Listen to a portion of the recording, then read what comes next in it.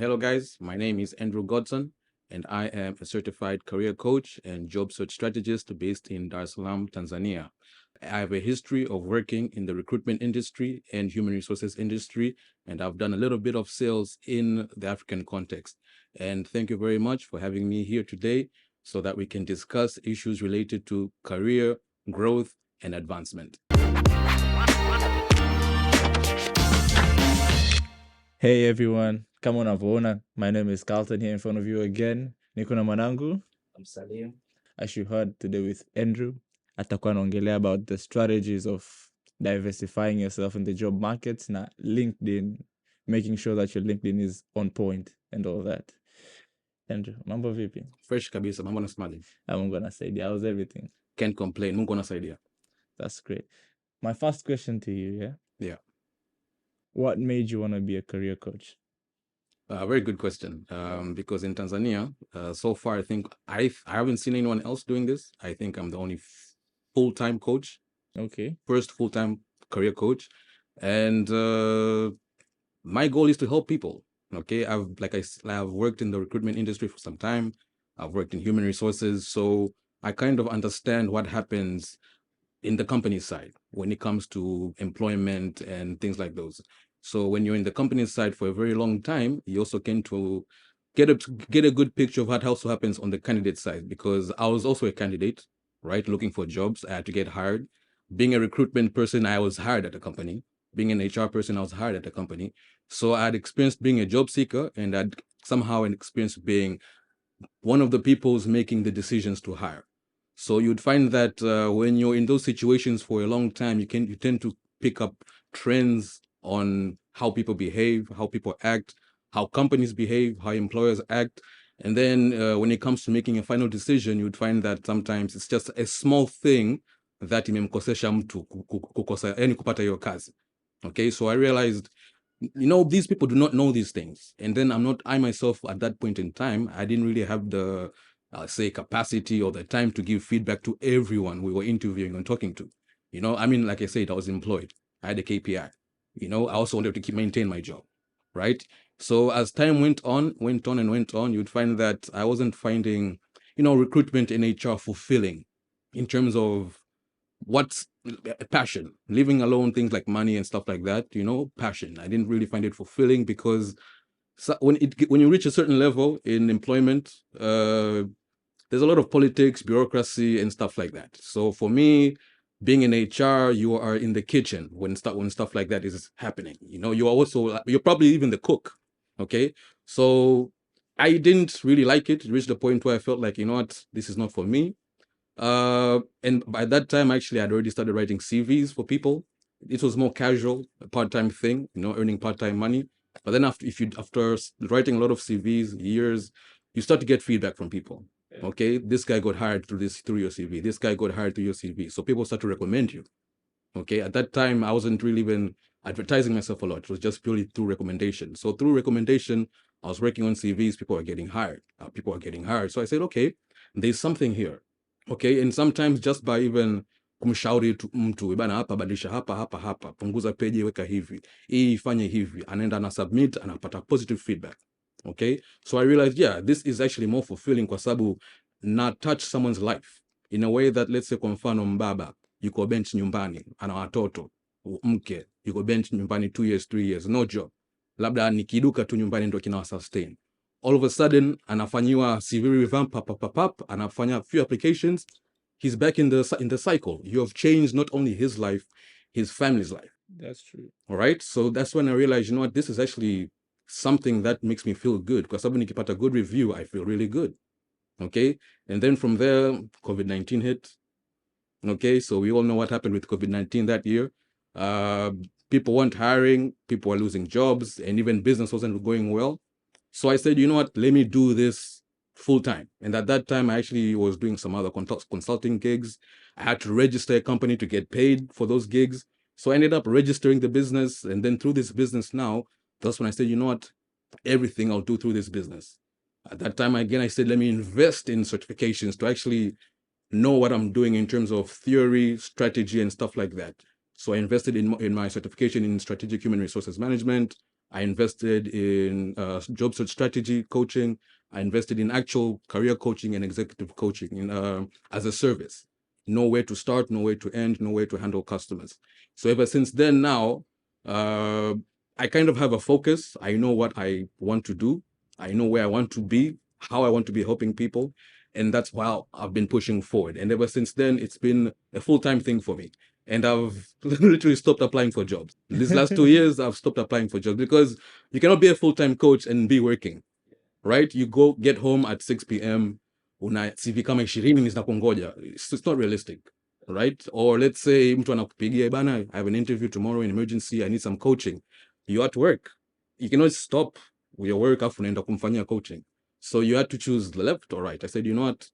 Huku right coaching nitapambana mwanzoni, right? But then that's where my heart is. Huku I know there's money, but then after 1 year working with you, I'll be bored.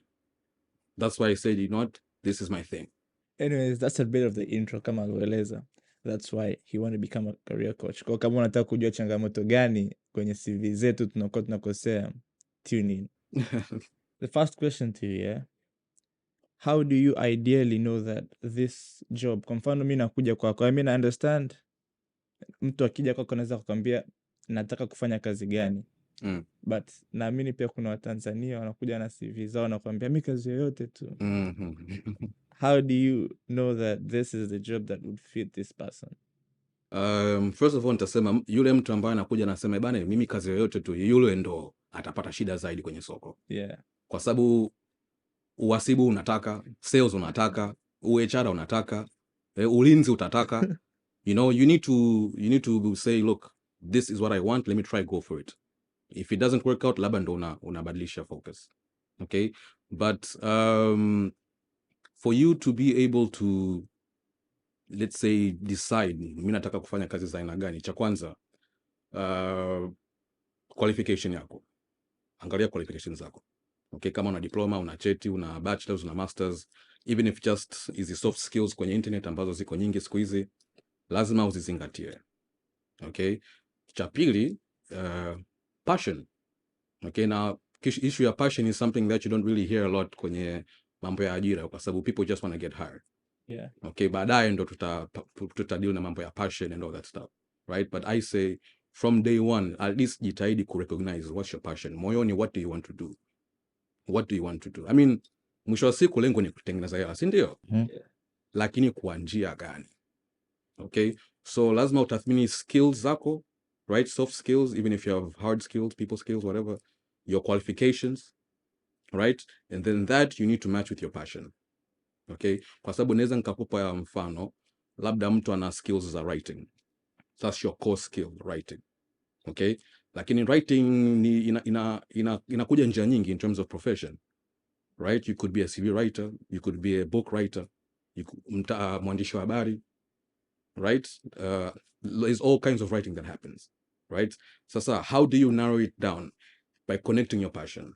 If let's say you are a writer and your passion is labda mambo ya economics and business, right? You can decide to become a writer labda kwenye magazines za economics and business, or a journalist ambao una focus kwenye mambo ya economics and business, because hapo you're taking your skill ya writing, umecombine na passion labda ya economics and business, and you've used that to point a direction which is realistic, where you'll be using your tangible skill, monetizing it, at the same time you're doing what you like, what's in your heart, what's your passion. So that means ile drive itakuwepo kila siku.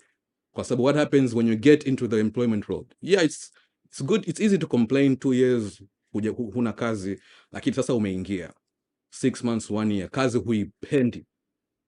Every day you'll be complaining. Exactly. Your wife will know your complaints, everyone will know your complaints. There'll be days you'll be looking for ways to dodge.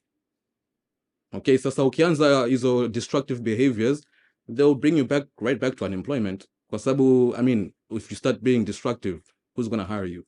So that's why I say, from day one, try to tathmini skills zako, qualifications, kila kitu.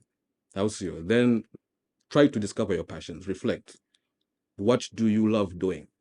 Right? Obviously, at the end of the day, ni kutengeneza hela, some kind of kipato, lakini kwa njia gani? So if you try to align those things, right, you can now go online and research and figure out what kind of jobs will utilize your skills, at the same time put you close to your passion. Okay, so ni ile research kusema kwamba okay, all these jobs labda zinaweza zikanipatia vile vitu ambavyo vinataka. Then from there, process of elimination. You find that labda hii hapa inahitaji certificate in project management or something, ambayo kupata hiyo qualification ni dola 2,000. Kuna hiyo budget, achana nayo. Labda hii hapa itakulazimu labda urudi chuo tena for another 3 years. You don't have that time, achana nayo. You narrow it down mpaka unapata at least the top 3 jobs. You can say kwamba if I'll be utilizing and monetizing my skills, is in line with my passion, at the same time could get into those jobs, it won't cost me a lot of time, it won't cost me a lot of money or any other big sacrifices. So realistically, that's the framework ambao natumia to actually say this is the direction I use, or this is the direction I go. Na hiyo inaitwa career development planning. Na for someone who is starting off, any professional kiukweli, ni ngumu kufanya peke yako kwa sababu it's a skill in itself and it's a technical framework ambayo natakiwa work within. Okay, but unaweza ukajitrain to work within that framework, and then it's something that you can always constantly reapply kwa sababu binadamu hakai the same way every day. You grow, you change. Today you like red, something happens, tomorrow you like blue. So it's a skill ambayo you can always come back and just redo it for yourself to just realign your passions, your skills, so you go in a direction where you're more fulfilled. Kuna kurudisha nyuma kidogo, umesema kwamba you are a certified career coach, right? Kwa certification yako ulipatia wapi? Ni hapa Bongo au kuna international organization ulipatia? Alafu hapo pia na kwa Tanzania hapa kuna zile authorities ambazo zina oversee vitu ambavyo mnavifanya au bado hajafikia huko? Okay. Career coaching in Tanzania specifically, tasema ni something very new. It's ipo. I mean, watu wanasikia, kuna wengine wanafanya kama part time, but then it's still something new. It's a baby industry, if it is at all an industry. Okay, so in terms of certification, sijapata hapa. Okay. It's an international certification, Project Management Institute. Okay, so you can do it online. Yes, it's mainly an online certificate, which I did. But if you want to go to PMI and do it, you can also do it.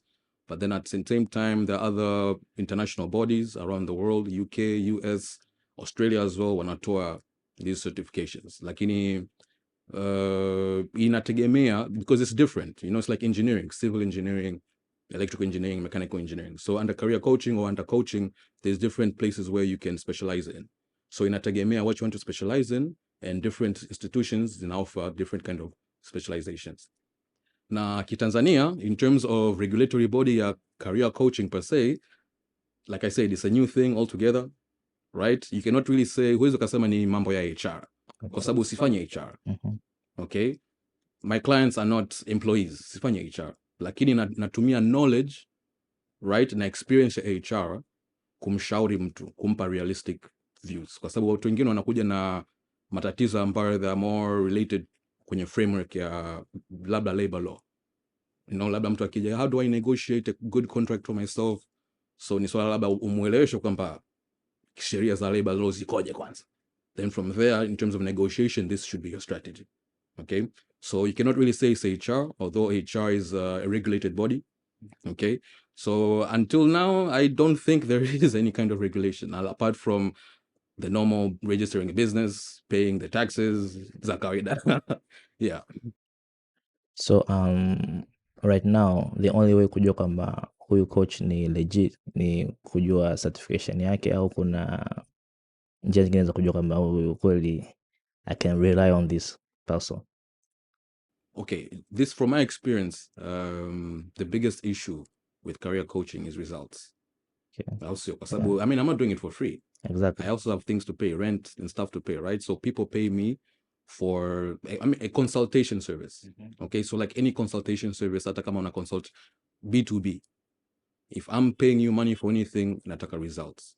Okay, and that for me is the only way I say I can determine that as a career coach uko effective, kwa sababu this is the truth. Kuna watu wana masters nyingi, certifications nyingi, lakini utoi results. Okay, so you can have a piece of paper backing you up, but then if you cannot really bring the results to the table, It's just a piece of paper. Exactly. That's what I believe in. So for me, if you want to know if a coach is legit, or you can check out his certification, sio mbaya, lakini angalia reviews, tafuta reviews zake, watu ambao washawahi kufanya kazi nao, kwa sababu mimi kiukweli, even in low season, right, bado kuna watu wananicheki purely from referrals, bila hata kutangaza chochote, kulipia any sponsored anything. Bane, mtu fulani kanipa namba yako na issue fulani. And most of the time, watu kama hao, they're 80% ready to work with you. Kwa sababu kasha kaa na mtu, kapata results, tangible results. Bana nikadili na huyu, kanielekeza mambo fulani 1 2 3, sasa hivi niko huko. Right? So check your reviews. It's like the way you go and download any new app on the App Store. Unaangalia reviews, kwa sababu even the reviews themselves, these developers wanna task their own employees to go write reviews. So me, I even go and see who is reviewing. You'd find that the same person can review 5 times. This is a scam. So look at the reviews. If you can get connected to those people ambao wame review, is this legit? Watakwambia ukweli, yeah, this is legit. Even in terms of costing, this is this. So when you do come, you've already, ushajiandaa 80%. The rest is just maybe what is your situation? How do we work together? How do we bring results to your table at the end of the day? So for me, it's results. How important is personal branding in the job market right now? Right now, it is the thing. Yani, it is very important. What's happening now, okay, most of my clients are people with a lot of experience, 5, 10, 15 years experience. So you'd find that in terms of industry-wise, key experience, kuwa na reputation mjini anayo. Okay? Lakini translate directly into a personal brand. Okay? Kwa sababu kuna watu wanakuwa labda maarufu kwenye specific industry, labda ya insurance, wanajulikana sana. If you need any kind of labda insurance product, mcheki huyu mtu fulani. Lakini kesho kutwa anataka kutoka kwenye insurance, anataka kujiestablish labda in doing something else. Labda anataka kuanzisha biashara ya kuuza kuku hostel. Lakini kwa sababu hana ile personal brand kupush for what he's going for, anashindwa. Yeye anajulikana kama mtu wa insurance. And not even kwa sababu ni personal brand ambayo kajijengea, ni reputation tu ambayo it has happened. And that's what usually happens with reputation. Wewe huendi kusema kwamba I am the best. People eventually realize, okay, this guy is the best. If you want something, go speak to this guy. Lakini if you don't strategically change that into a personal brand, inakuwa tu reputation. So unless una plan ya stay in the same field with the same reputation forever and make it there, it's okay. Lakini if you have a plan to diversify somehow, some way, personal brand ni muhimu sana. Na nikisema personal brand, it's more than just talking the talk. You also need to walk the walk, you know, kwa sababu kuna watu wanaweza katengeneza profile nzuri, sijui wapi uko Instagram, LinkedIn, kalipia labda $200, $300 ku optimize kila kitu, lakini unafanya naye kazi hola. The way you handle labda mteja, terrible. The service ambao unampa, terrible. You know, so personal branding, it is the new way in terms of getting employed, even getting, if you're an entrepreneur, getting clients, okay? And it starts with you, wewe mwenyewe. Lazima ujijiwekea malengo ya long term, okay? Obviously, maybe if you're at the beginning of your career, you want to get into the job market, sindio? Lakini look beyond that, okay? After do you plan to be employed forever? I don't think so. Okay, so jitahidi again reflect after employment, what would maybe be next for me? Labda do my own business. Okay, again, what will it be? So ile discussing your passion tena inarudi. Yeah. How sio? Because you want to run a business, something in line with your passion. Okay, sio tu unauza kuku. Yeah, po unauza kuku, lakini is it really something that you want to do, you know? Katika binadamu, human beings, kuna ile force ndani ambayo inakudrive kila siku, kupush, to bring results and to live. Okay? So you need to bring that into your work life, into everything that you do. Okay? So once you set your long-term goals, saying, labda, for now, I'll be labda in this profession. Then after this profession, maybe I want to divert into other things. Okay? That's the beginning of your personal brand. Because now, what you decide to make your brand now, right, it has to go on and follow throughout your whole career. Because if you do it for 5 years, then after 5 years, unataka kupivot, when then another direction, utajirudisha nyuma. Umeelewa, eh? Okay? So you need to be able to think long term Okay. And then you need to also be able to decide what you want to be known for. Okay. I mean, being known for something is obviously, kama nilivyosema before, reputation, what people know you for. Lakini wewe mwenyewe strategically decide, mimi nataka nijulikane kwa kitu fulani. My name should be mentioned in these kinds of circles, in these kinds of spaces. Okay. Once you decide that, again, now you need to align profile zako. You know, nikisema profile, that means CV wakati unaenda kuapply kazi. Okay. Kama wewe labda ni web developer or graphic designer, lazima kuna a portfolio inakuhusu. It could be a digital portfolio, it could be a written portfolio, whatever. Lakini those have to be in line with your personal brand. Okay. When you go to do your Instagram account, the things you're posting there, it has to be aligned. You know, young people, you think, hey, let me post niko wapi. Lakini these days, employers go look for you on Instagram. Yeah. Okay. I'm going to be honest with you. I once lost a job. This is years ago because of a post I did on Twitter. Right. And literally, I knew for a fact I lost this job because of this. Right. And ever since then, I realized, you know what? These things actually people do pay attention. Sema tu ndo hivyo. Tanzania, we don't pay attention too much. Lakini for where the world is going now, kwa mfano, if you want to work in Kenya or anywhere, do some remote working, they'll go look for your digital footprint. Okay. And they'll watakuhoji, mwaka fulani, tadu fulani, we post kuhusu mambo fulani haya. Tueleze. Imekwaje. Right? And people lose jobs because of that. So everything has to align. Lazima kuwe na consistency fulani.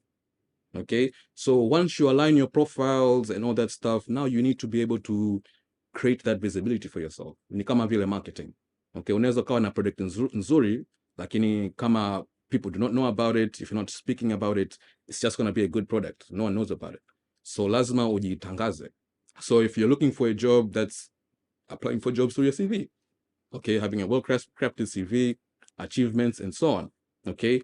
Attending networking events. Those are opportunities to market yourself one-on-one. Unakutana na mtu, big shots and flani. Try to create an impression based on your personal brand, right? Because nasema impression kwa sababu mara nyingi sisi tunasaugi majina ya watu. Lakini ile impression, kula mkaka flani aliongea kuhusu mada flani, tumtafute, lakini kasahau jina lako. Somehow anakumbuka sura yako, lakini that impression that you left with that person, that is your personal brand. Okay? So if you attend networking events, it could be these free events that happen even mjini hapa, online. It could be a paid event. It doesn't matter. Attending those is one chance for you to create that one-on-one visibility, mixing with people. Okay? You don't even have to spend on business cards. If you leave a lasting impression, someone will ask, hey, let me get your number. You get his. Right? And all you have to do one day is post a WhatsApp status ambao is attractive, kashaingia kwenye inbox. Afu nakukumbuka kuna issue fulani tuliongea, njoo tuongee kuhusu kitu fulani. Because you first left an impression. Okay? Another place again to get that visibility for your personal brand. Now, inategemea if your personal brand is trying to get a job right now, au ni unataka fanya biashara. Lakini ni digital tena. Okay? So lazima make use of the Instagrams, of the LinkedIns, of the Facebooks. Okay. So LinkedIn, I'll recommend to a lot of young people that it's not kwamba it is becoming the thing, it was the thing. Okay, it was the thing. If you go to Kenya, every other African country, LinkedIn is like 5 years ahead of Tanzanians. The last stats I saw online on LinkedIn, there's about 2 to 3 million Tanzanians on LinkedIn. That's like half of the Islam. Okay, think of it. Half of the Islam equal LinkedIn. Na Tanzania tuko 60 million people. 60, yeah. Right? That's a very small percentage. Okay? So LinkedIn is the place if you want to get one, professional credibility, if you want to establish a strong personal brand where you can use this brand now to get employment, and then later on to even branch out to do consulting stuff. Because I'll be honest with you, I've been on LinkedIn for a very long time. I started using LinkedIn for recruitment. I used to work in recruitment. So I used to find candidates through LinkedIn. I approach them, I poach from wherever they are. When I go place them somewhere else. Okay. I used to get jobs through LinkedIn because baadhi za kazi ya HR I've done, I've got them through LinkedIn. And then eventually nimeingia kwenye mambo ya career coaching. 95% of my clients wanatoka LinkedIn. Okay. Because I positioned myself from a very long time with different purposes, obviously. Okay. And back then I was using it to support the work I was doing when I was employed. It was working for me. I was using it to get further employment. It worked for me. Now I've dropped all those things. I'm using it for, business visibility to help people, and it's still working for me because I established a brand from a long time. And one thing you'd find with me, people that have worked for me, or even we went to school together from a long time, paka saivi, they'll tell you one thing, that this guy, he hasn't changed. Yeah, maybe qualifications, akili, wisdom, like that nature of him, he hasn't changed, because I have this thing of saying it how it is. And that's the brand I've kind of established myself. And that's how it is when it comes to personal branding, using myself as an example. Kwenye LinkedIn hapo, naomba tuendelee kugusia. How do you make your personal brand in LinkedIn? Hapa tayari tusha set goals zetu, si ndio? Yeah. All right. Cha kwanza, you need to optimize profile yako. Okay? Profile haiwezi ikawa iwepo tu. You need to optimize it towards your goal. Nikisema optimize it, what I mean is, mtu akiland kwenye profile yako anatakiwa kuelewa wewe kwanza ni mtu wa namna gani in terms of profession wise, or things you have to do, or things you offer. Are you a marketing person? Are you an HR person? Are you an accountant? Within the first 5-10 seconds lazima anatakiwa kuelewa hicho. After understanding what field you are in, he needs to understand, are you open to like employment? Are you selling a service? Or what's going on with your profile? Because when a recruiter comes to your profile, anataka kuelewa, okay, huyu mtu atanifaa nikimapproach kwa ajili ya kazi fulani. So if let's say wewe huja optimize your profile, ipo tu anakuingia inbox, right? And he happens to find out labda you happen to be doing business. Somehow the recruiter has wasted his time. Right? And wewe mwenyewe, it's not a productive message in your inbox kwa sababu hutafuti ajira. Kwa hiyo you've been chatting tu bure. Lakini uki-optimize, you'd find that the messages that come in your inbox zinaendana na malengo yako. Kama unatafuta ajira, watu watakuja inbox with offers au michongo. Bana, I know you're good at this, there's something going on, go look at this. Au mtu directly, look, we have a position, we're opening, we're hiring, here's the JD, can you review, can we discuss? If you're looking for business, hey, naona unafanya biashara fulani, I need help with this, can we discuss? Okay? So when you optimize, inarahisisha mambo yako. Okay? You start getting great feedback from the people who you want feedback from. Okay? Cha kwanza. Cha pili, you need to be active. Okay? LinkedIn, you need to be active like any other social media. And LinkedIn, unlike any other social media, they're the most strict niseme. Kwa sababu this year will introduce policy kwamba accounts ambazo hazijawa active sijui 2 years, 3 years and above, wamezi shut down zote. Right? And that's why katikati ya mwaka people are complaining, mbona followers wamepungua sana, nini. I also experienced it. I followed up and I realized, ni policy mpya, if your account is not active for a certain period, when I disable it, you have to come now and prove kwamba you are active. Okay? So you have to be active, meaning that you're online, you're posting content, you're liking other people's content, you're commenting, you're engaging with your audience. Okay? And through this engagement of audience, that's actually how now you get the visibility on LinkedIn. If let's say you don't have a budget to pay for the sponsored ads, obviously, because sponsored ads kwenye LinkedIn ni mbaya sana. Mbaya sana. Okay? So you need to create visibility without breaking bank. Ni kupost, ni comment for better reach, engaging with other people's content, following people, following thought leaders and stuff like that. If you even kama umeoptimize na account iko pale tu, it's like buying new rims on a car and letting the car just sit. Okay, you need to use it to a specific goal.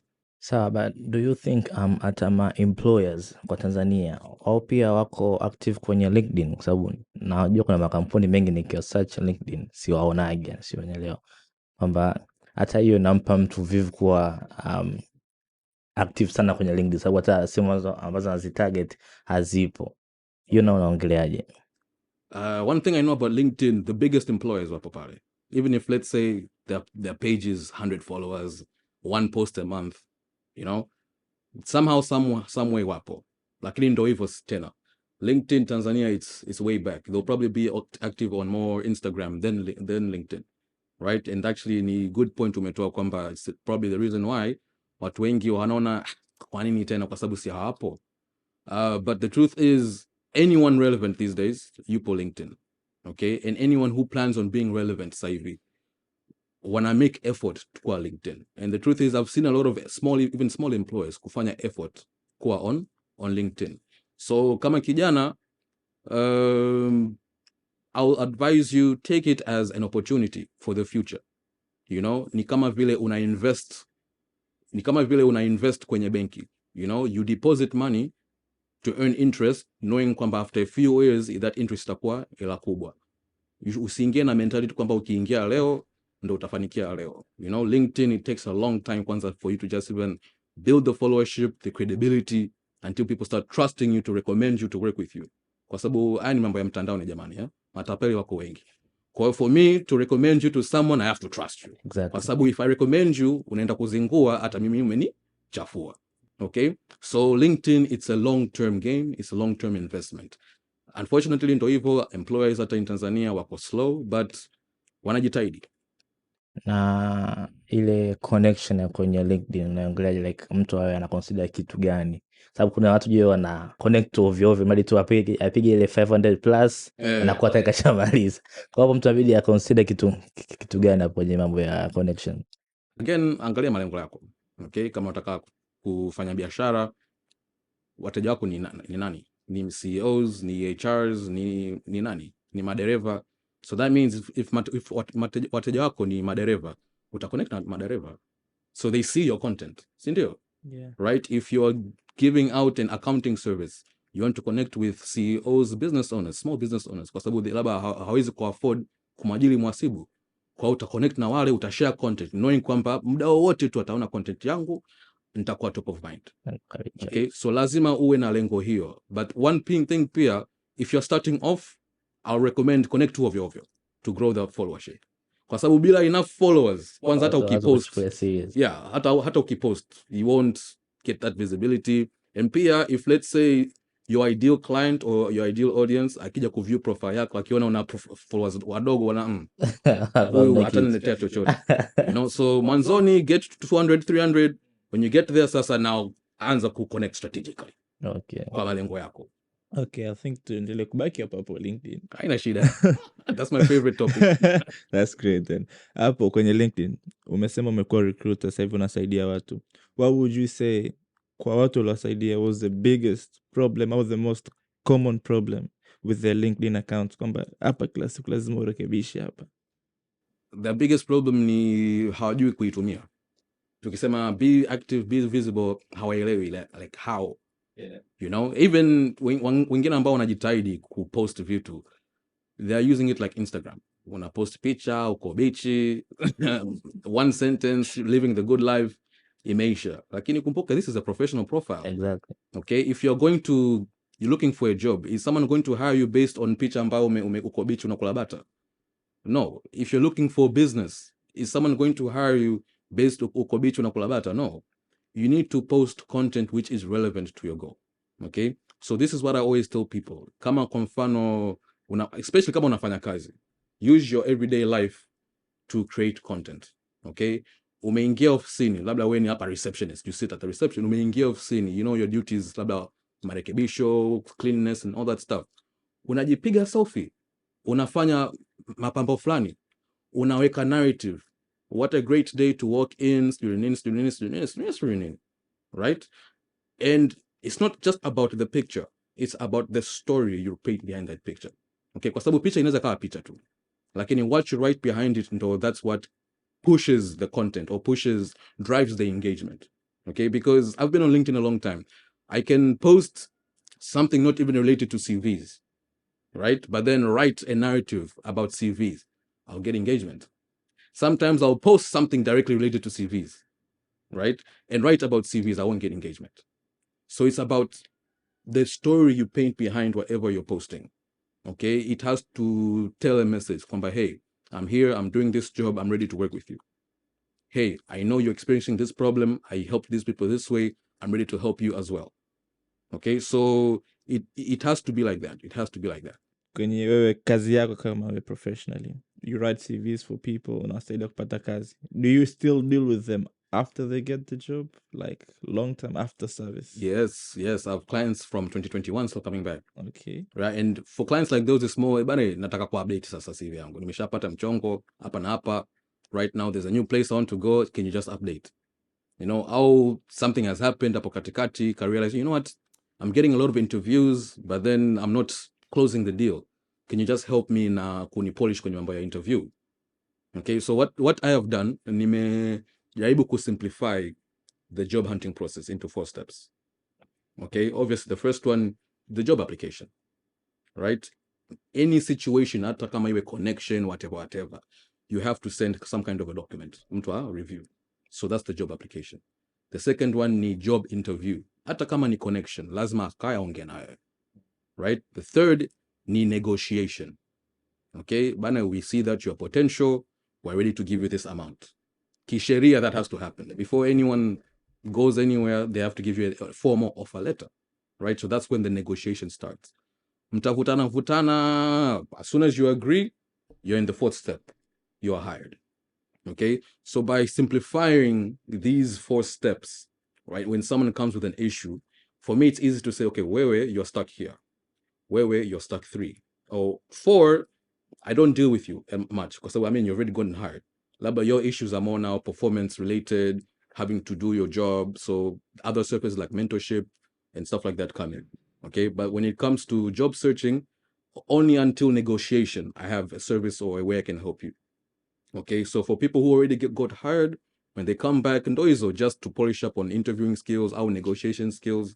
I've been here for too long. Naona kwamba hawanilipi hela. How do I try get more money from the next job? You know, but then nyingi ndo zile, you know, nataka ku-update CV yangu sasa hivi nishapita sehemu 2, ndo hizo.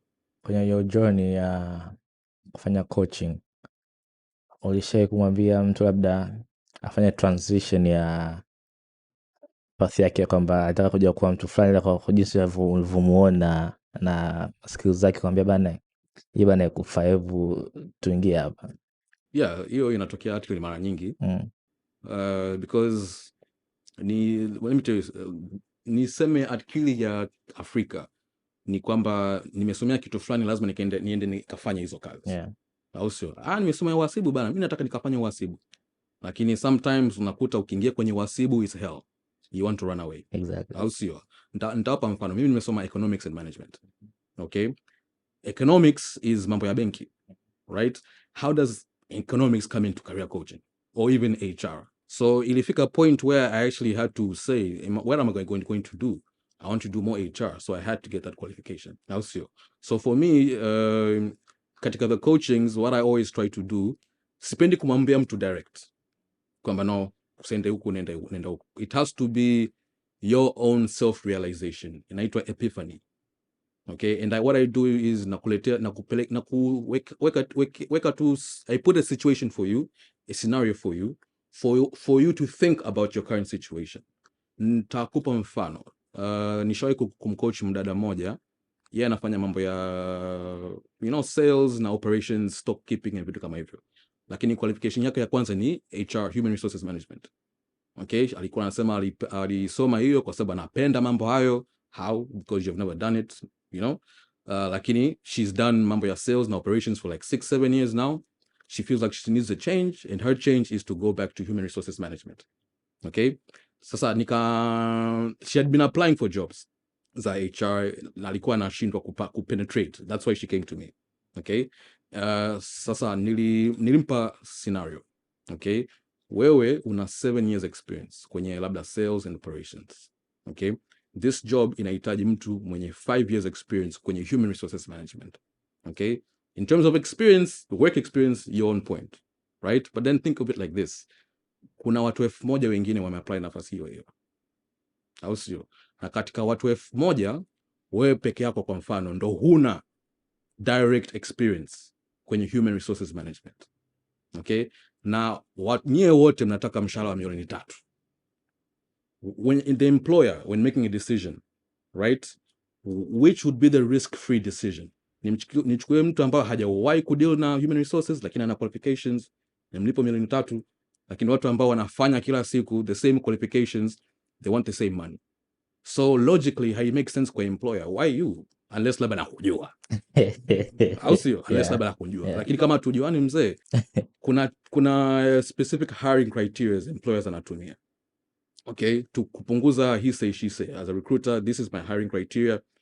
In the first stages, kama hauko humu nakutia pembeni. I only want to deal with people in here. Sasa people in here, now you can come black, white, male, female, whatever the situation, najua eventually my outcome will become best because I have a set criteria, right? So sometimes ni ile kwamba kumwelewesha kwamba mwajiri akiwa anaajiri na yeye pia anaangalia maslahi yake. He does not really care about you. Hakujui, it does not know you, okay? So you need to apply in a role that is going to be realistic to your path. Because even if, let's say, angeforce I penetrate kwenye mambo ya human resources, angeanza chini sana day one, kama labda human resources officer analipwa 500,000. Sasa mtu ambao tayari unalipwa 2,200,000, uache kazi ya 2,200,000, ufollow passion yako kulipwa 500,000, spend another 5, 6, 7 years kurudi tena kwenye 2,200,000. Does it make sense? Okay, for me, labda it doesn't make sense. Lakini if you're really passionate about it, you're willing to lose the money, to spend the extra decade chasing this, right? You can do it. But then if it doesn't make sense, it doesn't make sense. Okay, that means this way is not for you. That means you need to find another way, better way to take human resources into your line of duties. And sometimes sio lazima iwe ajira. You know, you could be doing it part-time labda somewhere as a volunteering to get your experience. Ukishapata ile 1 year experience volunteering, hapo ndio unaweza kusema okay fine, now I can go and say I go apply somewhere ambayo sio 500,000 lakini to be closer to what I'm being paid. So yeah, those scenarios nakutana nazo sana, especially with young people. And for me, I rather tell you, I rather give you a situation ambayo inakuforce utumie akili and realize for yourself kweli. Lakini bado ukifeel kwamba unakataa, that's when I have to tell you kwamba look, this is the reality. But then at the end of the day, it's a consulting service. It's your choice. I give you the best options with the best framework. At the end of the day, you have to make that journey yourself. I mean, with me, but the steps are taken by yourself. That's how it is. Na kuna hii kitu ambao vijana wengi wanakuwa nazo, ambao especially ambao ni fresh from uni, na wanakuwa na ile perception kwamba zangu kazi fulani hivi napata kiofisi changu, so unajua zile kidegi changu zangu kwenye gari au na deal nao vipi, kwa sababu najua bisa in reality haipo hivyo, lazima uanze huko chini. Au na deal nao vipi? Kwa kweli they just have to be realistic. They have to be realistic kwa sababu siku hizi wasomi wako wengi. Kila mtu ana masters, unajua Before it was bachelors. Yeah. Now it's masters. People have seen, we do CVs, people wana 2 masters, 3 masters. Tunapolekea huko kila mtu atakuwa na PhD. Exactly. Kila mtu doctor. Exactly. And another thing ambayo kipo sana is the soft online skills. Someone has 10 certifications in soft skills, kalipa $100 tu. You know? So, kijana, if you want to really penetrate the market, kwanza lazima upambane. Okay? Kwa mazingira yale yoyote. Obviously not the worst environment, lakini don't be too picky. Labda because mjomba wako anafanya kazi fulani au dada yako mkubwa yuko sehemu fulani, you want to be like her. No. Okay? Yeye katumia mbinu tofauti na wewe pia lazima utafute njia yako. So you can choose jobs, ndio, lakini sometimes be realistic. Kwa sababu young guys always nasema don't chase the money. Chase exposure. Okay, ndio maana na shauri volunteer. Andika volunteer, barua ya volunteer, attach na CV yako, upate experience. Waambie kabisa mimi msinilipe hela yoyote. Mimi nitakuja kwa nauli yangu. I just want to learn nini. Exactly. And make sure ukienda pale una deliver, sio unaenda kuzingua tena. Una deliver, watu wanakuwa impressed. Even if let's say they cannot hire you, they say you know what, we want you to be around, chukue 50 kila mwezi kwanza. Until nafasi kitokee ndo unakula ajira. But then at the same time unajenga CV yako. Nimevolunteer sehemu fulani 2 years. That's something powerful for someone who is young, compared to someone else who has no experience. Kwa sababu watu wengi vijana hawataki kuvolunteer. Wanajua volunteering ndo sijui watoto yatima huko sijui nini, misaada. No. Volunteering is doing a work without getting a payment. Okay, if you're an accountant, you want to be an accountant, tafuta kibiashara dogo cha saluni cha mjomba wako sijui, nenda pale bana, naomba tu nisaidie kufanya hesabu zenu, bookkeeping nini, nitakuwa na salimia wageni nini, right? Hiyo yenyewe itakupa zile skills, soft skills, namna ya kudeal na wateja, namna kuhandle bookkeeping, you know. By the time unaika kwenye CV una kitu akilini. Ukiingia kwenye interview, ushai kuona experience ya bookkeeping? Yes, ndio, nilikuwa kwenye saluni fulani, nilikuwa nafanya hivi. Kwa yule ambaye hana experience, umeshauri a volunteer. Do you think there's any other way anaweza ka get experience through that area? Personal projects. Yeah. Okay, you need to do personal projects. This applies sana sana kama mtu wa app developers.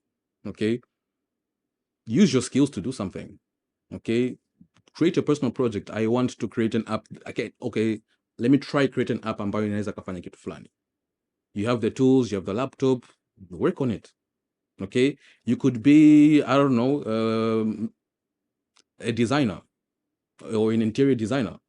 Okay, before you even start getting a job, getting clients, start working on your own personal projects. Nyumbani kwenu, try do something. Go kwa mjomba wako, try do something. Even if it's not really actually doing it, mpe plan. Okay, because what happens is that utatengeneza plan, mtu atakuja kureview, right? Na your plan inaweza ikawa na mistakes. From those mistakes or feedback ambao unapata, ndo uta elevate your skill. Okay, and then by the time you really get good at it, you can actually add it to your CV and say, hey, these are my personal projects. I've worked on this, I've worked on this, I've worked on this, I've worked on this. What it does, inaonyesha kwamba hauko idle. Kutoka chuo, umekaa tu nyumbani, unakula TV. Okay, personal projects don't even have to be expensive. From your own personal allowance, $10 a week, whatever, you try to do something. And with personal projects, hazina pressure or deadline. With whatever resources you have, mwezi huu labda uko vizuri, una push. Next month uko hauko vizuri, unatulia.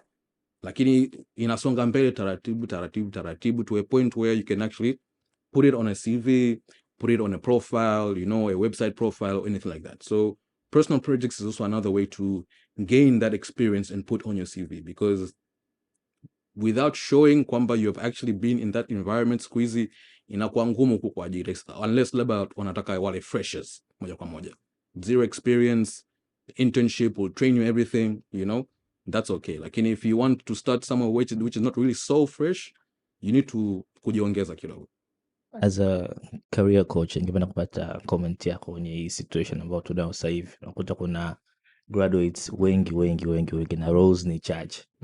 Yaani, na hiyo inatokana kutoka huko chini kwamba watoto wengi, vijana wengi wanakuwa emphasize kwamba wakimbilie mambo ya science, umeelewa? Sasa wanaziacha, na nataka kuangalia talent hatuzipi kipaumbele sana. Sijui mtu anazoea kucheza mpira, ndio ingekuwa ndo tobo lake, ile mambo ya kuchora watu hawafuatilii kabisa, sio? Unajua zile. Yeah. Kwa hiyo kama unatoa comment gani kwenye hii situation, kama watu wengi wanaenda sehemu moja afu sehemu zingine wanaziacha? To be honest, that's true. Na ni African mentality hiyo. Ni purely African mentality, lakini kwa jinsi dunia inavyoenda sasa hivi,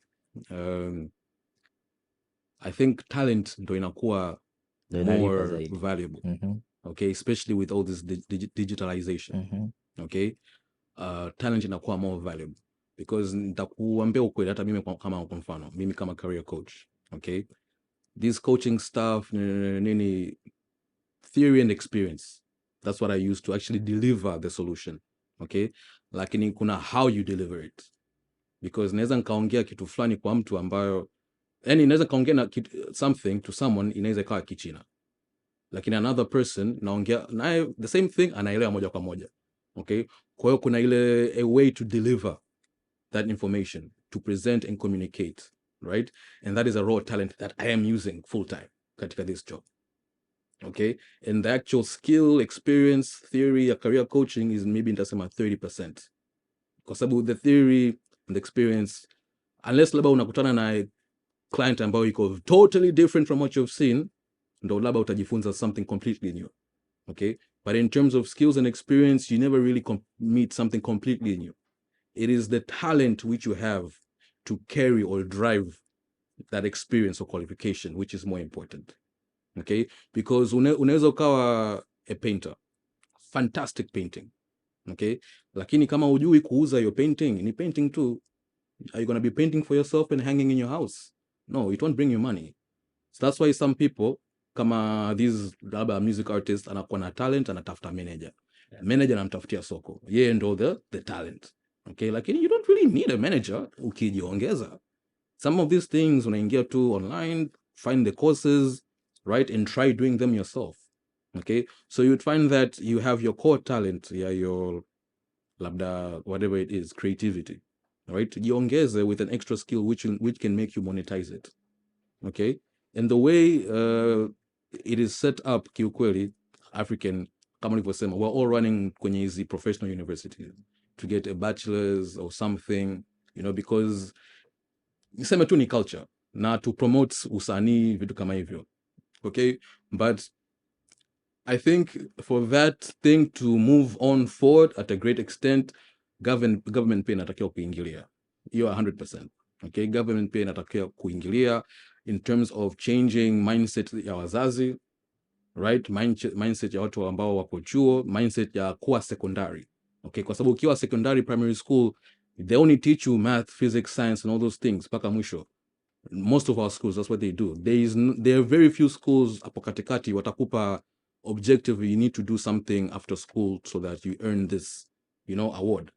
Okay, if you go to shule ambazo zinasomesha IB, right, in international baccalaureate, it's a KPI for them. You need to have an extracurricular activity. Same thing with Cambridge. Me and Cambridge, I had to have an extracurricular activity, outside of my normal things. Okay, and that's what is actually going to build up talent, and that's what is actually going to help our students, our children gain that exposure. Kwamba, okay, fine, kuna business, lakini pia outside of business kuna this life of talent and stuff like that.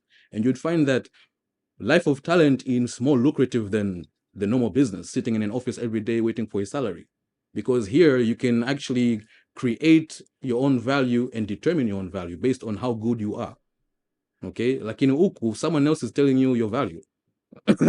Umewekea benchmark. Umewekea benchmark, and you have to play within that benchmark. If you're anywhere outside of that benchmark, you're unemployed. Yeah. Okay, lakini huku if you say no, this is $20,000, unamwangalia straight, ataenda kutafuta hiyo hela.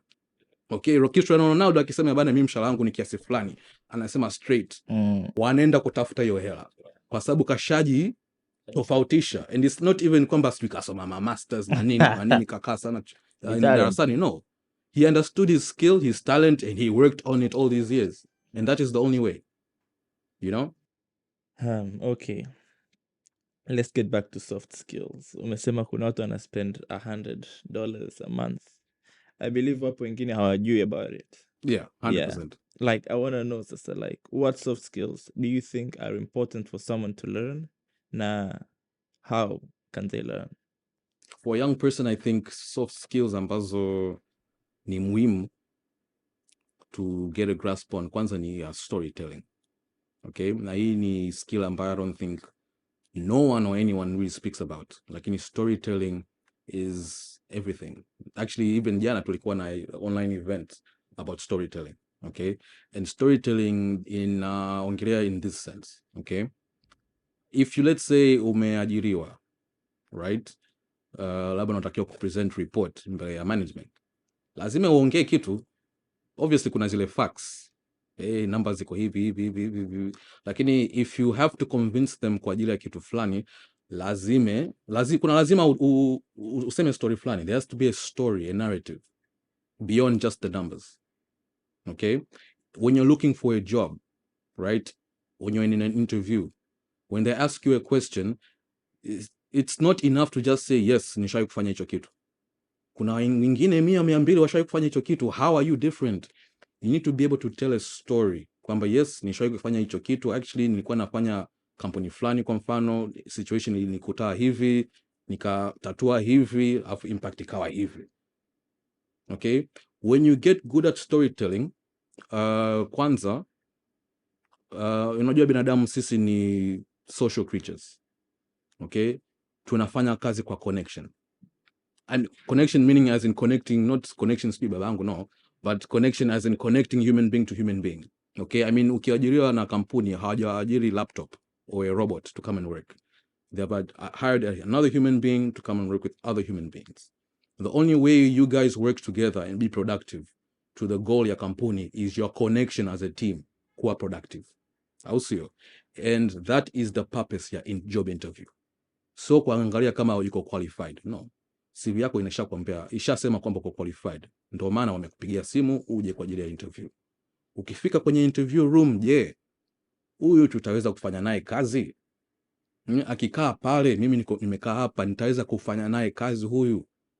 Right? So for you to be able to show kwamba yes, utaweza kufanya kazi na mimi, you need to be able to tell a story, paint a picture of how you used to previously behave in situations kwenye mazingira ya kazi. Okay? Now, kama huna experience kabisa, sifuri, that's when yale mambo ya volunteering yanaingia. Personal projects yanaingia. You can reflect, unajua nilifanya personal project fulani ya namna hii, I met with the same situation, nikatatua hivi, paka, nikamaliza your project and ikawa successful. Nilikuwa na volunteer sehemu fulani, wakanipa changamoto, something of the same, nikajaribu kufanya hivi and it worked out. Okay? You have connected with that person by not just going beyond just saying yes, una paint a picture kabisa in his mind kwamba yeah, I have the experience of doing this is how I did it, right? And that is why I am good for you. So storytelling is one important tool, and the second one I'll say is research and critical thinking. Okay? Unajua vijana sisi wavivu sana ku research. It's not vijana. Binadamu just in general. Sisi wavivu ku research. Mtu anakuja na fact. Okay, it might be a fact, it just might be something, lakini this thing is blue. Fresh. Umekubali, hutaki kwenda ku research, think about it again, nothing like that.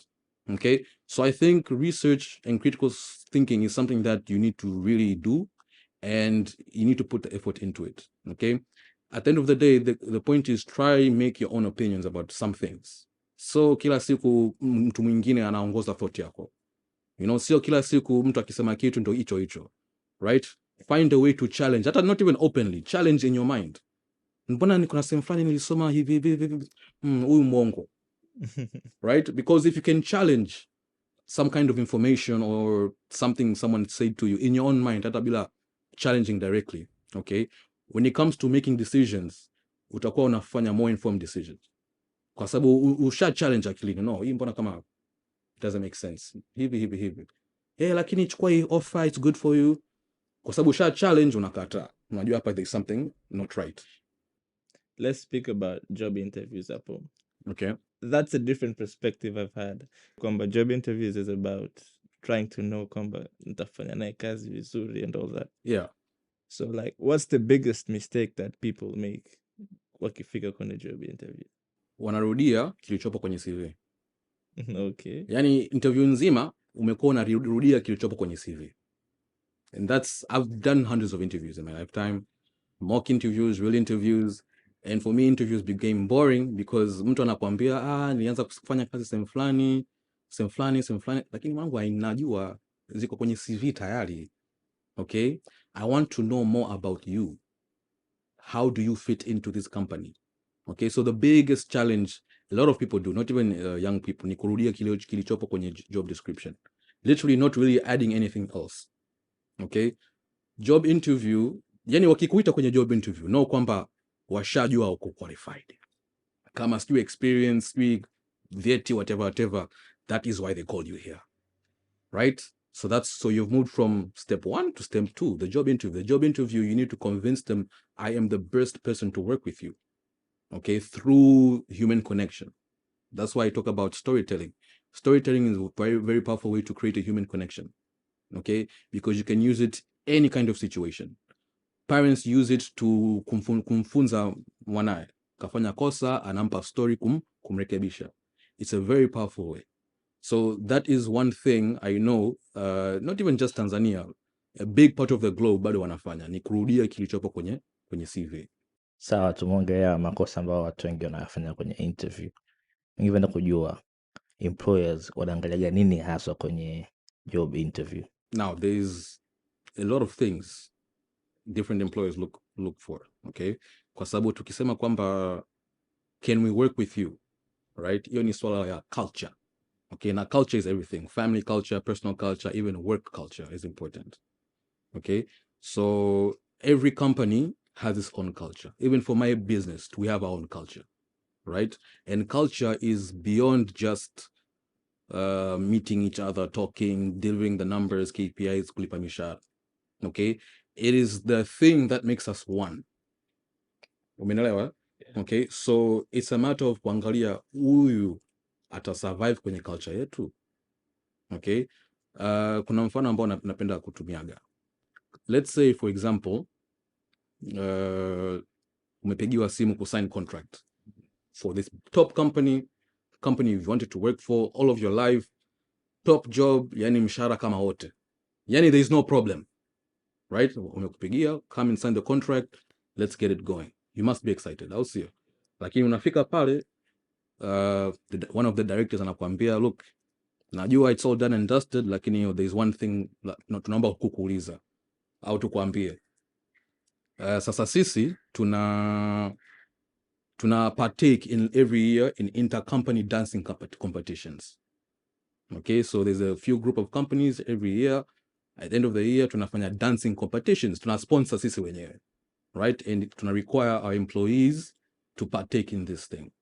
So anakuuliza, will you be an asset to us? Yes or no? Okay. Sasa, what is that person asking you? Or what is that person telling you? The person is telling you, look, right? We like dancing here. We like dancing here so much, we do it every year at a competition level. That means we need people in our company who not even just can dance, they are willing to dance. So that's the question. Will you be an asset to us? Yes or no? Okay. Sasa kwenye kudance, there are some people who are proud to dance, they can do it well. Kuna wengine wako shy and horrible. Okay. But because you're shy and horrible, does it mean kwamba you won't sign that contract? I'll say yes. Okay. Yeah. Some other people, they're bold. Like, yes, this is what I want. I'm willing to compromise whatever to get and fit into that culture. But there are other people who be like, kucheza siwezi. Please, no. And because you cannot niseme kujishusha au kuadjust to fit in that culture, automatically umejiondoa kwenye the table. Wow. Right? And to companies, that matters the most. Because at the end of the day, mshahara is just another bill to pay ambao una budget for. Mtu mwingine atakuja atalipa mshahara huo, atafanya vizuri pia. Lakini the next person won't really be ready to dance like this other person. Okay? Or the other person will be terrible at dancing lakini ana effort kubwa. Mwingine hana effort lakini yuko vizuri sana. Okay? So for a company, these soft skills or this cultural adaptability inakuwa more important than even just KPIs. Kwa sababu KPIs ni mkataba. If you don't deliver, you're fired. Okay? Lakini hakuna mkataba ya you have to dance for me every year. Wewe lazima ujitolee. Hakuna mkataba la you have to be truthful in everything that you do or you have to have integrity in everything that you do. Ni wewe uwe na integrity tayari. You know? So for employers, it's the cultural fit. Cultures ziko tofauti. Everyone has their own culture. I cannot talk about everyone's culture. Lakini it's about, can this person compromise to work together in this way to a common goal? If you can't, for them, it's a big no. If you can, they will be willing to train you. They'll fly you to Dubai and all these things. Kwa sababu wanajua this 10% of the work is where actually we make the magic. Hapo kwenye interview, yeah. The biggest question about watu wanauliza, tell us more about yourself. Mm-hmm. How do you think people wanatakiwa kujibu? Right. I knew you were going to ask me that. Okay. I'll start by saying this is how people expect to respond to this, you know. Wataanza kuelezea, nianza kusoma wapi, mwaka fulani, kazi nianza sehemu fulani, so on and so on and so on. These are my skills. This is my name and so on and so on. I live someplace and so on, right? Yeah. But the truth is, again, those things are kind of already on your CV. Okay? Swali ni, tell me about yourself. Personal question. About you. Okay?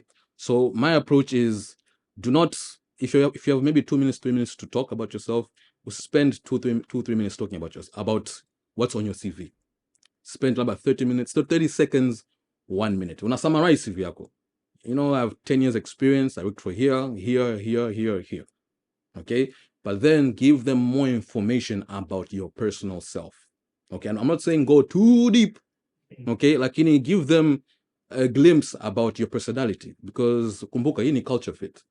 Okay? hey, I'm an outdoors person, I like playing football, I like going to the beach, vitu kama hivyo, right? Those things add value. Why? Because haziko kwenye CV yako, right? And this is what people do. People write hobbies on their CVs.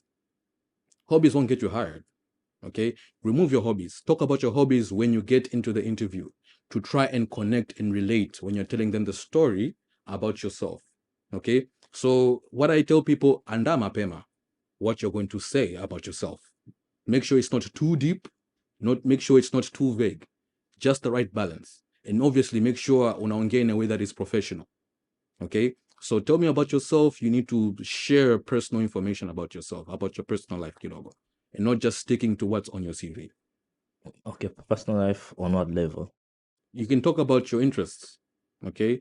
On my part-time, I like to fuga kuku, okay? And we have a history of pastoral farming labda in our family.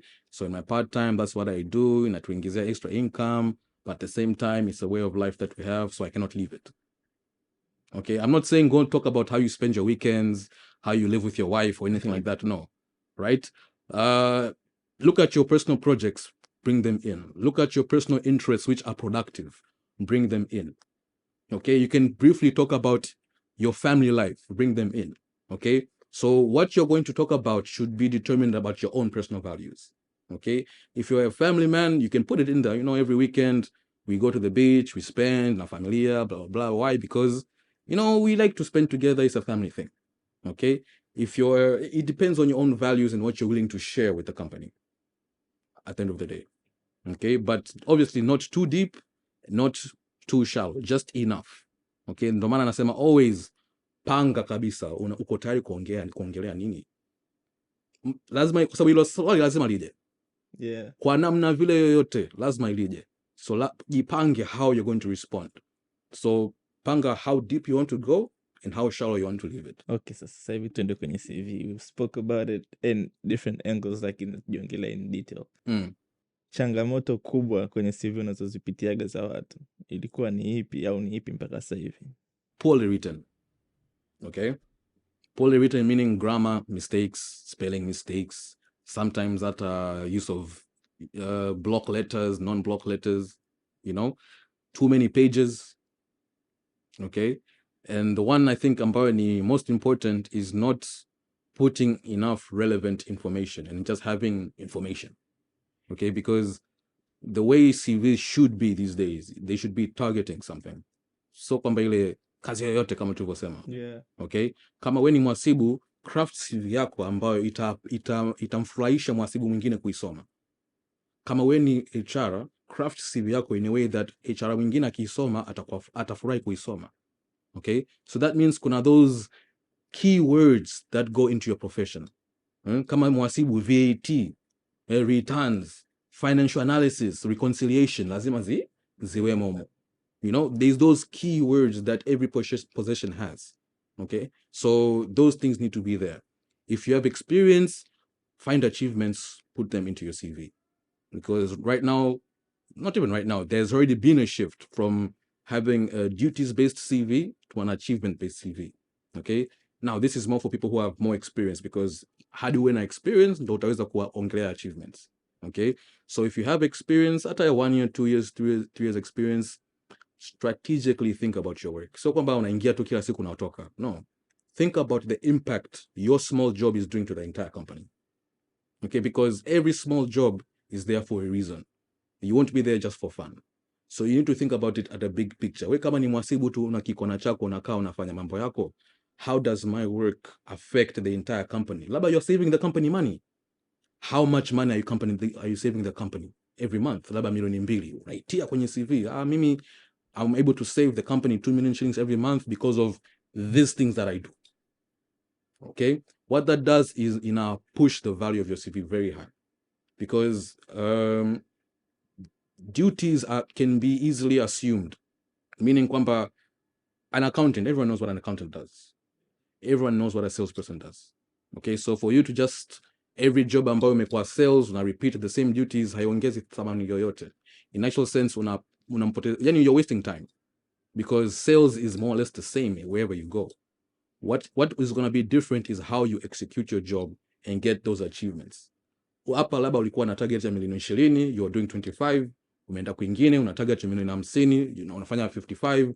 Those are different milestones and achievements ambazo unaweza ukaweka kwenye CV to stand out from other people and actually show what you can do, because hapo unataja actual numbers that are relevant, kwa sababu hao watu pia, kwa mfano wewe kama ni mtu wa sales, they probably also have a sales target. Kama yeye kajiwekea sales target ni milioni 10, wewe tayari kwenye CV ushaanza kuongelea targets za kusurpass targets za milioni 20, automatically ana interest na wewe, ushaonesha kwamba this milioni 10 will be nothing to you, so come let's talk, you know. So in terms of CVs, this is how the world is now, and this is how it has been, and where we're going. Let's get back to your work. Ulisema uli transition from HR kuanzisha biashara yako mwenyewe. How hard was it? I can say the part of breaking away from the whole ajira situation though, labda ilikuwa tough. Why? Because ukiwa na ajira, I mean, every end of the month, you know, you're sorted, right? Lakini when you're doing business, you don't have that guarantee. You know, you don't have that guarantee. And the way I transitioned is I was doing HR consult. And I'm sorry for the previous employers who might hear this. Lakini I was working and still doing HR consulting on the side to pay the extra bills. So when I had to leave employment, that continued. So you'd find that I had 2 or 3 big companies still working with me, which forced me to register so I can give invoices and get paid that money. But then after some time, again, you'd find that even these consulting gigs, which I'm doing with these companies, washaanza kuajiri HR, their own HRs, they don't need an external person to consult. So they kind of didn't need me anymore, you know? So that means now my biggest income as a consulting had gone, okay? So that's where now I had really to depend on CV writing and career coaching to actually, you know, sustain me. Although I was doing maybe small recruitment jobs up and up, like not every day. So the truth is, with any business, it's tough, especially if it's a business where it's 90% online. You know, Tanzania. Yeah, that's true, definitely. Right? 2, because it's a new business, to get the traction, kuwa na budget za kufanya matangazo, sijui ma big promos, huna, you know. Yeah, lazima. So I remember there was a good year, nili survive on recommendations. Yani recommendations, naweza kakaa siku 2-3 kimya, then I'll get 3-4 recommendations. And you know, when your recommendation comes, unaongea naye tu vizuri, the person recommended, give a solution, agree the rate, it's a done deal. You don't really have to sell yourself too much, you know. So I spent a really good year surviving on recommendations, okay? And you find that those people who are recommending me so much, paka sasa hivi umekuwa yani friends, you know. Sometimes they'll come with an issue, you'll be like, bana mimi nitakufanyia tu, you know, kishikaji. So it was tough, but it's getting better. How do you think the Tanzanian market evolve about remote working? Tanzania bado. Although kuna watu washaanza hivyo vitu, but then Tanzania bado. Because Tanzania, you know, sana wengi sisi hatuamini mambo ya mtandaoni. Yeah, kweli. Especially when kuna ile element ya kulipia mtandaoni. Kuna ile nitajuaje ni ukweli? How do I know I'm not just wasting my time? Okay? So for a lot of us, that is the biggest roadblock ambayo tuna hit. And in most cases, it's a mental roadblock. It's a roadblock ambao unajiwekea mwenyewe. I'm not saying kwamba scammers hawapo, wapo. Yeah, Wapo. Lakini not everyone is a scammer. Okay? And sometimes some things are very legit, they happen very quickly, and they happen in a way that wewe mwenyewe hata huwezi ukaamini. It's just that ile kwamba unajiwekea kwamba how do I trust this? How do I trust this? For me, I think that is the biggest challenge we all have, because a few months ago, towards the beginning of this year, I was looking to hire like a personal assistant. So I looked at the option of kuwa na virtual assistant. Mtu ambayo ni consultant tu, anani assist kama assistant, lakini virtually, everything is online. Okay? So I tried to look at Kenya, kama naweza kapata, Nigeria, obviously wapo, outside Africa wapo. Then I said, you know what, Tanzania kweli wapo? I looked, wapo. Okay? Lakini again, ni ile kwamba can I trust these guys? Yeah. To deliver what I'm trying to deliver? or to deliver what I expect to deliver, because the ones I was coming across in Tanzania, 90% ni mtu ambao anafanya kazi sehemu tayari, anafanya virtual assistance kama part time au by the way, you know. So for the level of virtual assistant I wanted, I didn't need mtu ambao atanipa excuse kwamba you know niko busy na mambo ya kazi, I cannot do it now, can we extend, you know. I'm an entrepreneur. If I want something, I want it now at the best quality at the cheapest price. You know, I'm a solo entrepreneur. So that's how some of us behave. So for you to start telling me, hey, it's doing it because of whatever I was feeling, no, it won't work for me. At the same time, looking outside, those guys were kind of expensive. Yeah, the right? currency. Yeah. On top of currency difference, the minimum price I've come across for virtual assistant is $100, $250, $260. Na hafanyi anything. I can do all these things you're doing. It's just that mi sina muda to spend an extra 2 hours, 3 hours to do them, right? Lakini wewe unataka kunichaji $250 for something you're doing maybe 3-4 times out of the month.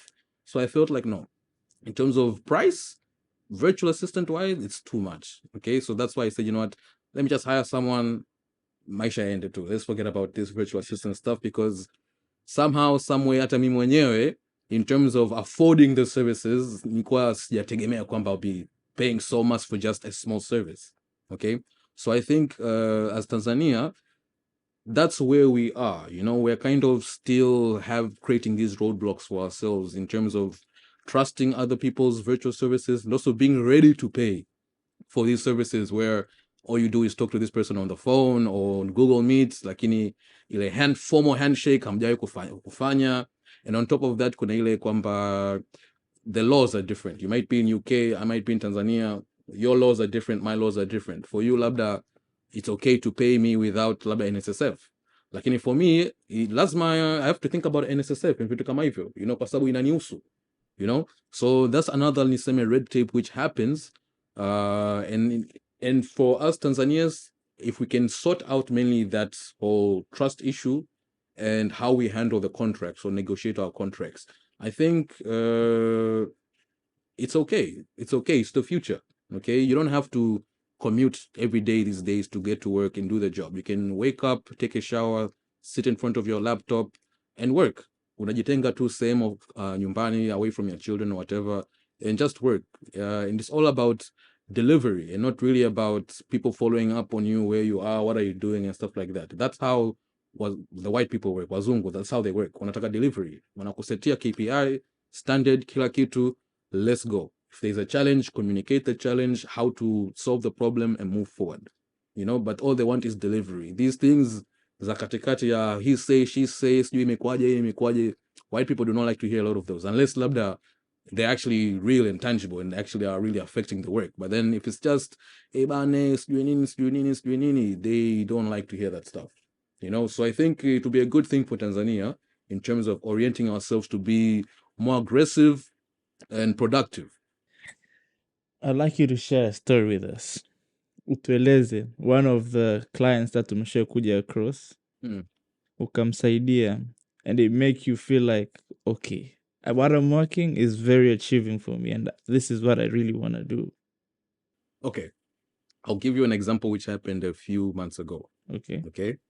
Like I said, most of my clients come through LinkedIn, so I've optimized my profile like that. Okay, so this guy came through LinkedIn.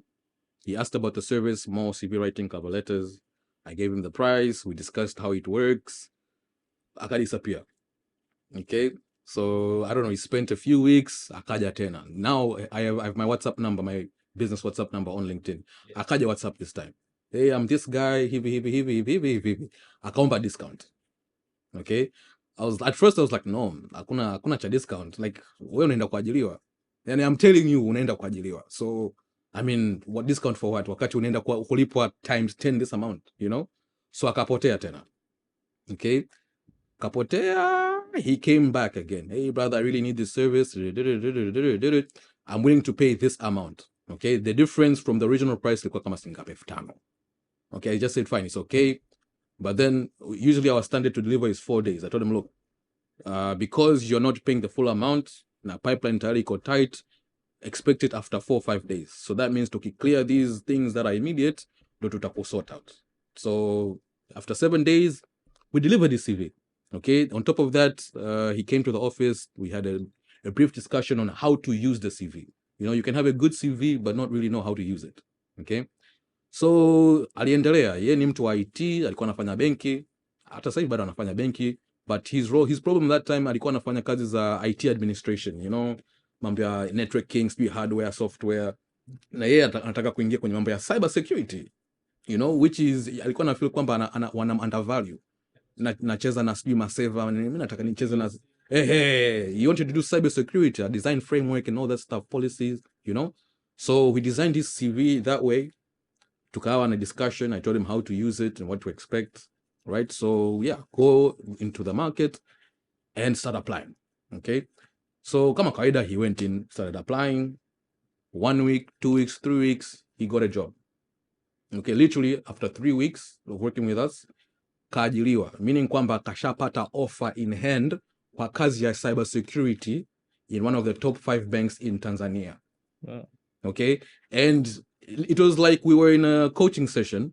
He was calling me. I was dodging the calls. Obviously, I'm in a coaching session. Akatuma message. After the coaching session, nikasoma message yake. I was like, what? Hata mwenyewe nikashangaa. 3 weeks. That is like maybe my biggest achievement so far. 3 weeks mtu kafanya, yani kapata kazi direct. Not ile kwamba I'm getting more interviews. No, hard copy. I am hired. You know, 3 weeks. So I was like, what? I shared it with my team. Like, hey guys, this is what we're doing. You know, we're tunapambana na watu, customer service. Kuna weekends we even work because we have to deliver deadlines. But then at the end of the day, this is what we're here for. Jamaa kaja, hata kulipia your full amount alikuwa anasumbua. You know, but after 3 weeks kafanikiwa. Right? He came back, he called me, tulichat sana, he sent me messages. Akamtuma mdogo wake, dadake, mdogo wake, go get your CV done. He started sending all like his friends, bana, if you need something, go check out this guy. Right? Even now on LinkedIn, he's telling me, bana, kuna some few guys I've talked about you, expect their call. You know? So for me, 3 weeks, I think it's maybe the shortest time I've been able to help someone. Usually tunasemaga 3 months to 6 months. 3 months is usually the standard, you know? But 3 weeks, I said, you know what? This guy, on top of the way we even came to do business, kwamba alikuwa anakuja, anapotea, anaomba punguzo la bei, anapotea, until I said, you know what, for whatever amount you have, just agree to these terms and let's work. Akakubali and katoka. For me, it's not even about the money, you know? Kafanikiwa, you know? So he becomes another ambassador for us, you know? So for me, that is something that, yeah, it keeps me alive. Okay. Hapo umesema there's different ways to use your CV. Yeah. What's the difference? Kama CV yangu mimi hii natakiwa nitumie hivi, but the same CV of mine natakiwa nitumie hivi. You need to have a strategy in everything you do. Okay? I know some of us might be young, maneno kama strategy ni maneno makubwa, lakini without a strategy or plan, that's when now it's easy for you to fail. And then when you fail, utashindwa sasa kurudi and measure, where did I fail or did I fall short, for you to make an improvement so that next time you actually see tangible results. Okay? So when I say using CV or namna kutumia CV, namaanisha kwamba one, iyo CV unataka iende wapi? Okay? Kuna swala ya targeting jobs again. Okay? So kwamba kazi yoyote, no. Iyo CV inaenda kwa nani? Okay? Are you an HR applying for HR jobs? Are you an accountant applying for accounting jobs? Are you a salesperson applying for sales jobs? Zaidi hapo pia, you need to look at where you're applying to. Okay? Watanzania wengi, especially young people, akishasoma title tu, akiona kwamba title tu ya kazi inamhusu, anatuma application. Doesn't even bother to go through the job description. As long as it says sales officer, minimum. You know, but then no, you'd find that in the job description ndo inaelezea actually the how the job will be. Majukumu yatakuwa vipi, shida zitakuwa wapi, wewe mwenyewe utajua shida zitakuwa wapi kwa kupitia job description. Na zaidi hapo kuna minimum qualifications, meaning kwamba minimum labda a certain degree or certificate, certain number of experiences, lazima uwe na these specific skills. Okay? Now, when I say people misuse CVs, ni kwamba wewe umeunda tu CV kwa kazi yoyote ile ambayo you'll be lucky enough to get, and for whatever job you think you can do, una apply. Iwe sales, una apply. HR, una apply. Engineering, una apply. Naweza tu nitajifunza huko, una apply. Hiyo ni misuse. Okay? You rather just take that CV and throw it in the bin yourself. Okay? What you need to do, you need to target your CV. Okay? Na kama kwa mfano ni mtu ambao uko multi-skilled, sales unaweza, sijui HR unaweza, lazima uwe na CV zaidi ya moja. We have worked with professionals wanakuja bana, I need 4 CVs for this, and this. They pay, they go. Right? Because they know how it's supposed to be. Okay? So if you're multi-skilled, spend the time to write more than 1 CV. Okay? So that means you would optimize for these kinds of jobs. You would optimize for these kinds of jobs. Okay? Now, if after optimizing, you need to be able to review the job description very well. Meaning kwamba we kama una 2 years experience, hiyo kazi inahitaji mtu mwenye 5 years experience. Even if you can do that job, right? There's a high chance kwamba hatakupigia. Why? Kwa sababu huja meet the minimum qualification of 5 years experience. Okay? And you applying to a job where you know you did not meet the minimum experience qualifications is you misusing your CV. Because you'll apply, you won't get feedback, you'll get rejected. Mwisho wa siku, wana watu wao tu. No. Wewe mwenyewe umeshindwa kuzingatia vigezo pale. Okay? So what I strongly tell young people is, I know we are hungry, we're desperate, we need to get a job. Kuna pressures za maisha, ndio, lakini slow down. Before you apply, go through the job description. Najua kuna job description zingine ni page 2, 3, ipitie yote. At least the most important place is the minimum qualifications or the minimum requirements for that job. If it says 5 years of experience, inahitaji CPA, wewe una CPA, una 3 years experience, achana nayo. Hakuna cha kubahatisha. Okay? Why? Kwa sababu kuna wengine, watu 200, wana meet hivyo vigezo vyote na wewe hujamit. Sasa kwa nini wakupigie simu wewe? Au labda mnajuana kule maybe. But then if you don't, the chances of them calling you is very little. Okay? And that's what I call the misuse of CV. So, under CV yako, targeting something specific. Optimize it for that role. You can even have 10 CVs. It's okay. No one knows. It's only you who knows you have 10 CVs. Okay? But then when you're applying, look at the minimum. If you meet the minimum, okay? If you meet the minimum and you're applying, just make sure your CV is on point. Meaning kwamba it's optimized, will make achievements, bringing up your value so that you get a more likelihood of them calling you for the interview. And that's what I always tell people in terms of misusing CV. Misusing CV is applying to jobs which you do not qualify for, just because you feel you can do it. Yeah, kiukweli, some cases you would have done those jobs in your 2 years of experience, but kuna a reason why wanaomba mtu mwenye 5 years experience.